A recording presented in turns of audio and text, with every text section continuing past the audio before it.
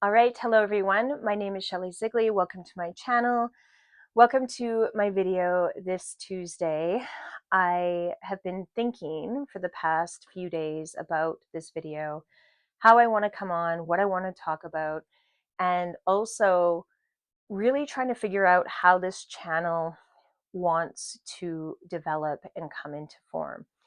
The channel is called the Sidereal Channel, and I myself am someone who loves to channel. Really, I love to connect to energy. I love to connect to concepts and allow information to just come forward how it wants to. Now, one of the things that's been so much on my mind is the full moon that's coming up this Friday.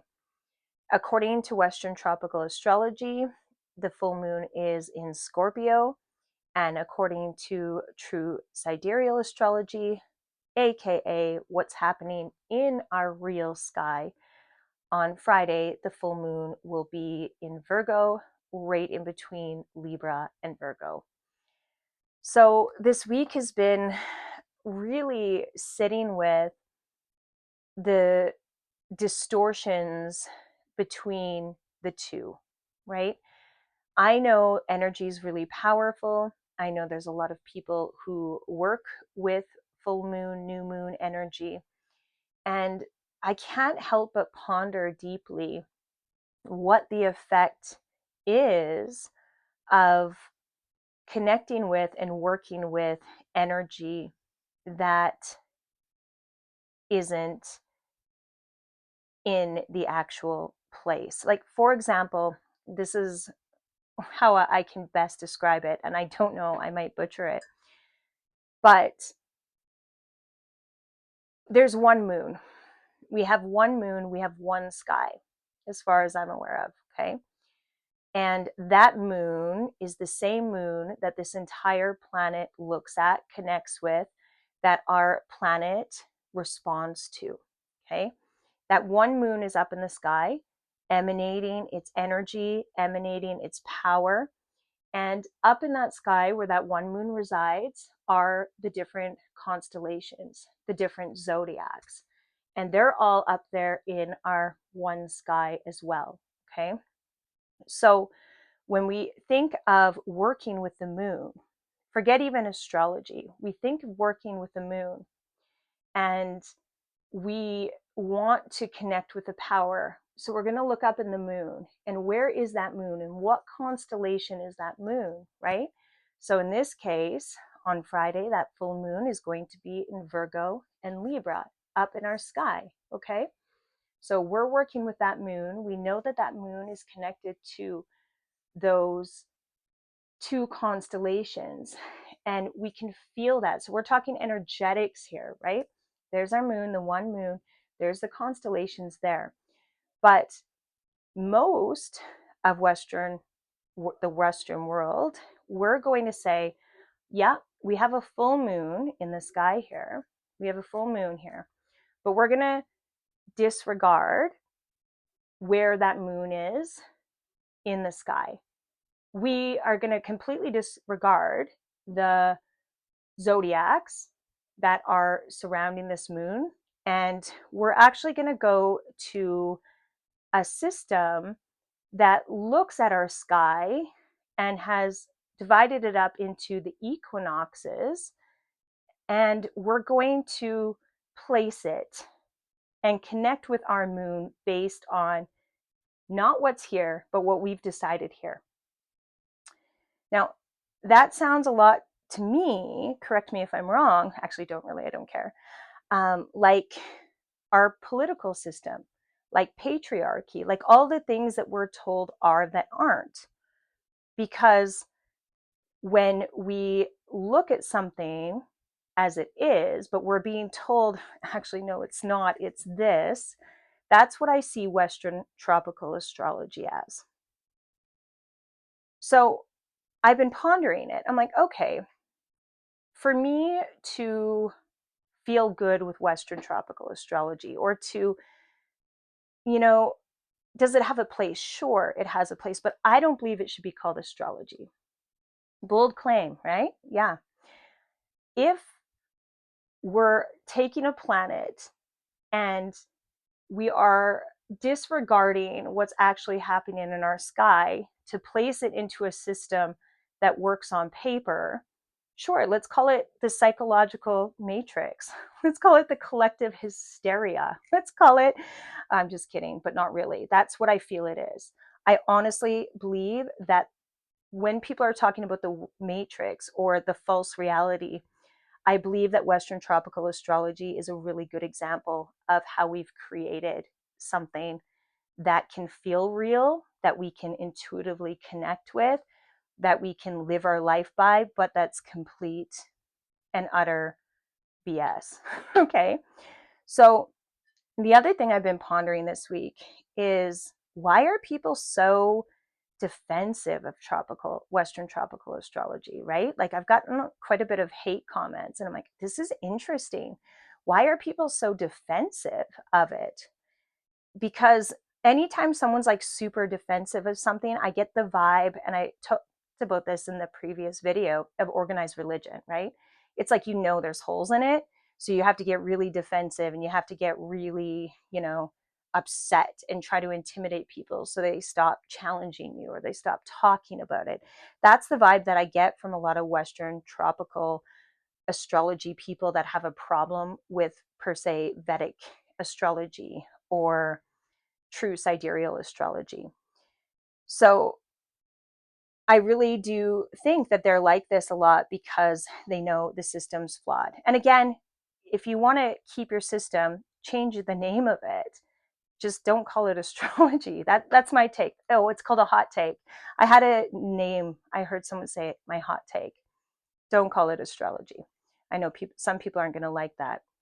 The other thing that I wanted to touch on, so this psychological body system that Western tropical astrology is or claims to be, I'm like, where did this originate? Because I don't think Ptolemy 2000 years ago was thinking about a psychological body system. Where did this come about and how? So I started researching this week a little bit deeper into that. And it looks like it came after Carl Jung. Carl Jung had his own beliefs on astrology, and some of them could link towards Western tropical astrology, but some of them actually are very close to what I'm saying here as well. But it's the people that came after him that studied his work, that made that work their science, that connected this psychological body concept into astrology. So the Hungarian background and belief system.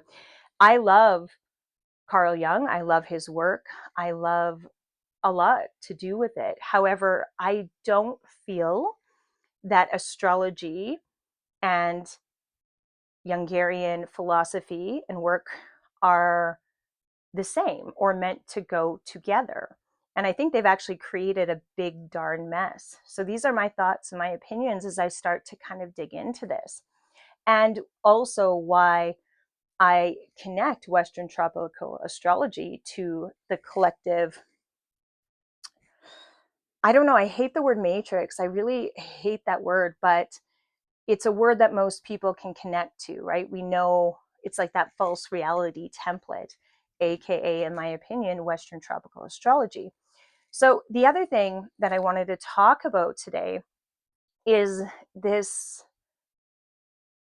difference between Vedic astrology. Now, I have not studied Vedic astrology. I do not claim to know much about it, but I do know quite a bit about Hindu theology. And I know that in India, astrology isn't something that people look at to see, do I resonate with my chart? It's not fluff. It's a science. It's very deep. Children's names are created around their birth chart, conceived around their birth chart. So someone's birth chart is taken very, very, very seriously. It's not something surface level like a lot of Western tropical astrology is. It is a very sacred study. It's a very sacred system. And it is, in my opinion, leagues above Western tropical astrology. Even from what we've talked about in this video, what is Western tropical astrology? How did it form into this psychological body connection theory? Carl Jung hasn't been around that long, you guys. This work that he's done has not been around that long. Vedic astrology, that study has been around for forever, right? Not forever, but pretty much. What's interesting also to me is that I wonder about Ptolemy. So Ptolemy was the one who created the system of Western tropical astrology. If he could see what it's turned into now, what would he think? What would those philosophers think? What would they, I'm curious about that. Would they be happy with what they've seen, or perhaps would they just ixnay it? I don't know. So the 13 constellations, this is something that I also find very interesting. When we're looking up at the sky, like I said at the beginning, there's a whole constellation that the planets move through. Ophiuchus, which I'm probably saying wrong, don't quote me. How did this 13th constellation get ixnayed? I'm really curious about that. Why did we decide not to use it? Why did we decide equal houses are the better way to go? I don't know, right? These are just some of the things that I'm pondering and I'm looking at, and I get it. It makes more sense. It's easier. But again, that brings me back to, we're changing things that are real, our reality, our concrete, to make them seem better, but they're not based on reality. So therefore, it creates distortion. It creates a distorted reality, right? Does anyone agree with me on this? Does anybody get what I'm saying here? Because I really could use some feedback here. I feel like what I'm saying makes sense. And I actually do know it makes sense, because a lot of you here are people who I know personally, people that we've had really deep conversations about this, and people that have been Western tropical astrology enthusiasts and have shifted over as well. So these are some really important things I feel that we need to think about. And for me, this channel is about speaking to these things. And it's not particularly fun. I want to say that. It's not particularly fun speaking against the mass collective. It's not particularly fun being combative or really challenging the validity of something. It's not fun. It doesn't feel good. So anyone who thinks, oh, she's here because she likes rocking the boat, no, no, no, no. It's like, for me, I have a duty, and to sit back and watch the world play out and watch this delusion continue, because it is delusion, right? When I hear people, Uranus is in Gemini, oh, you were going to see all this new thought stuff and all of this. The new thought stuff that's coming out to the mass collective, anything that we see has been developed for quite a while. It's technology that's existed for a very long time. So it's hard, right? It's like, yeah, I want to be like, yeah, Uranus is in Gemini, yay, but it's not. And we're going to watch the world continue to, have things that are happening that really, really confront that what we think might not be what is, right? But if we're so, and again, here's my connection back to mainstream, no, I was going to say mainstream astrology, but I'm talking about monotheistic religions, right? We believe it, so therefore we're blind to everything. Even if you have the right, like the exact proof, you can show me exactly what's happening. I choose to believe what I believe. I choose to believe what I believe, even when evidence and reality and everything is different. I choose to believe what I believe. That is the mass collective hypnosis. If I choose what I choose because it feels good, I choose to believe this faith because, Jesus spoke to me, or Muhammad came to me in a dream, or like I just choose whatever, right? And again, I'm not knocking any particular religion, but I'm saying we will deny reality because of subjective experiences. A dream is subjective, right? Our intuition is subjective. It can go all over the place. So when we see something hard and concrete and it makes sense and we deny it, in my opinion, this is the problem that we're facing right now in humanity. And my other opinion is that the children being born now are going to shift this. They have access to all sorts of information. You can't hypnotize them so much anymore because they can research everything.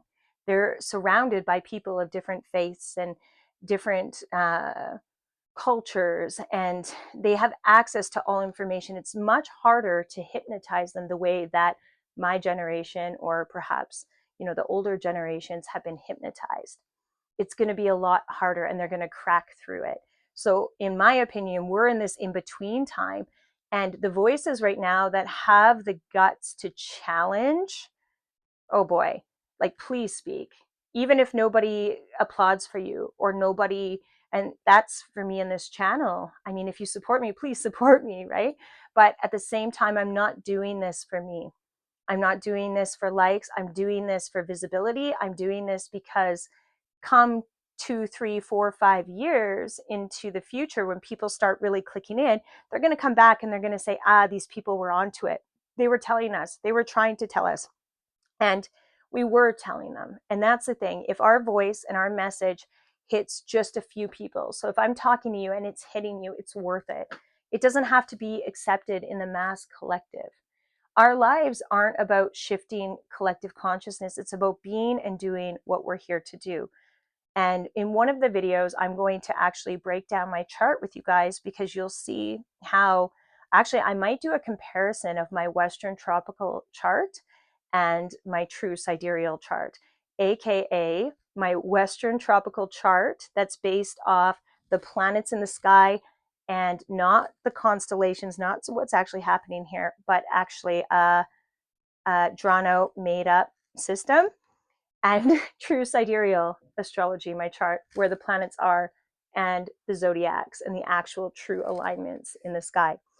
I might go through that with you to show you the differences in not just the charts and, to the mind, but like energetically, how that creates a very different picture. And also to just show you, yeah, I connect to this one more than I've connected to this one. This one's hard. My true sidereal chart's hard because it's confronting. It's real. It's challenging. So all the people that are like, I just don't resonate with true sidereal, so therefore, yeah, because it challenges you and you don't want to be challenged. We live in a world where we don't want to be challenged, right? So many people have seen Vedic astrologers and hated it coming from the Western world, North America, because it doesn't give them the confirmation bias. They don't really feel special. They actually feel heavily confronted because they find out that they've been putting their effort possibly into the completely wrong career. And instead of like actually looking at that and being like, holy crap, like, should I be going back to school?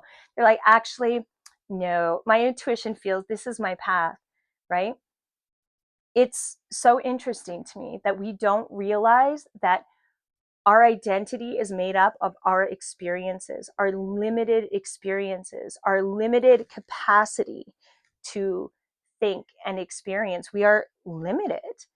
And when we box ourselves in because our intuition tells us, I think it's kind of sad, to be honest, because anything that I've done that I've had to stretch myself and be like, holy crap, like, this doesn't feel like me at all, but let's go, let's try it, has turned out to be something so valuable to me and part of who I'm carrying and who I'm bringing forward into the future. So I really do challenge, even for myself, this idea of who I think I am, or who I intuitively connect with what I am, because that's confirmation bias to my ego. It can be, right? I hope this makes sense for people. But for a long time, I started teaching this where I realized, I'm like, holy shit, my ego pretends to be my intuition. I remember a few years ago when I had this connection, I'm like, oh my gosh, I can't trust my intuition because that's what my ego uses to get me to buy into its distortions. So I started teaching this to people, and some people, again, hated it, and other people were like, holy crap. But of course, that's what our ego is going to do. It's going to find the way and the route that we listen. So truth for us is often confronting. It's often hard. It's often challenging. It doesn't feel good.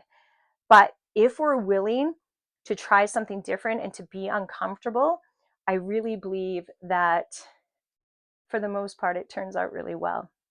So that's my video for this Thursday. I want to share quickly before I end this video. This is a beautiful owl that I found on my road this morning. And the owl, as you can see here, is one of my guides. It says Mariki from Soul. So I was really nervous about recording this video this morning. I didn't really want to. I wanted to pull back because I can feel the ripples and waves that I'm making. And, there's a part of me that wants to be accepted as well. So this little guy was on the side of the road, and I gently picked her up, brought her here, and I will bury her properly after our video today and this afternoon. But I wanted the energy to just come forward and be a confirmation. So if you're here and you've watched till this point, tap in. This is important. What I'm talking about is important. And the owl represents wisdom, and even hard wisdom, right? The owl isn't fluffy and light. It's very deep. And the fact that it is a baby owl suggests that this is new. A lot of us here are coming into a new place within ourselves and our identity. And just celebrate yourself. And if there's some medicine from the owl for you, please take it and receive it. And thank you so much for watching, and we'll see you on Thursday. Bye-bye.